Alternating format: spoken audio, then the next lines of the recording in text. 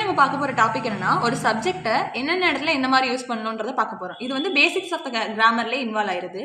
First யூசுவலாவே I, you, we, they, he, she இது எல்லாமே நம்மளோட சப்ஜெக்ட்ல வந்து இன்வால்வ் ஆகுறாங்க.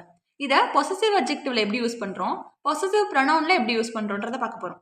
எக்ஸாம்பிள், பொசசிவ் அட்ஜெக்டிவ்ன்றது நமக்கு இண்டிவிஜுவலாவே கிடைக்கக்கூடிய ஒரு ரெஸ்பான்சிபிலிட்டிஸை பத்தி பேசுறது வந்து possessive adjective. My name, my father name, இந்த மாதிரி என்னுடைய அப்படின்ற மீனிங்ல வந்துச்சுன்னா அது வந்து மை.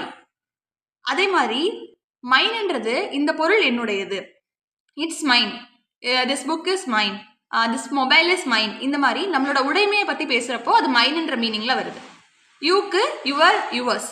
இந்த இடத்துல யுவர்ன்றது நீ, யுவர்ஸ்ன்றது உங்களுடைய அப்படின்ற மீனிங்ல வருது. வீணா நாம், அவர்ன்றதும் நாம் தான், அவர் நேஷன் அந்த மாதிரி நம்ம சொல்றோமா. அவர்ஸ்ன்றது நம்மளுடைய கடமைகள், அவர்ஸ் ரெஸ்பான்சிபிலிட்டிஸ், நம்முடைய அப்படின்றது வரப்போ அவர்ஸ்ன்ற வேர்டை நம்ம யூஸ் பண்றோம்.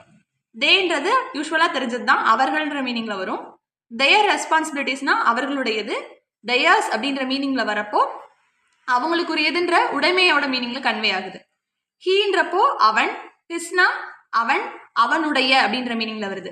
ஹிஸ் நேம் அல்லது this book is him or ஹிஸ்ன்ற வேர்டு ரெண்டையுமே நம்ம யூஸ் பண்ணலாம். ஹிஸ்ஸுக்கு மட்டும் ஹிஸ்ஸும் யூஸ் பண்ணலாம், ஹிம்மும் யூஸ் பண்ணலாம் பொசசிவ் ப்ரொனவுன்ல. அதே மாதிரி ஷீன்றப்போ அவள், ஹெர்ன்றது அவளை குறிக்குது, ஆனால் ஹெர்ஸ்ன்றது அவளுடைய குறிக்குது. ஹெர்ஸ் இம்பார்ட்டன்ஸ், ஹெர்ஸ் ட்ரீம், இந்த மாதிரி சொல்றப்போ அவர்களுடைய இல்லை அவளுடைய ட்ரீம் அப்படின்ற மீனிங்ல வருது. Thank you all.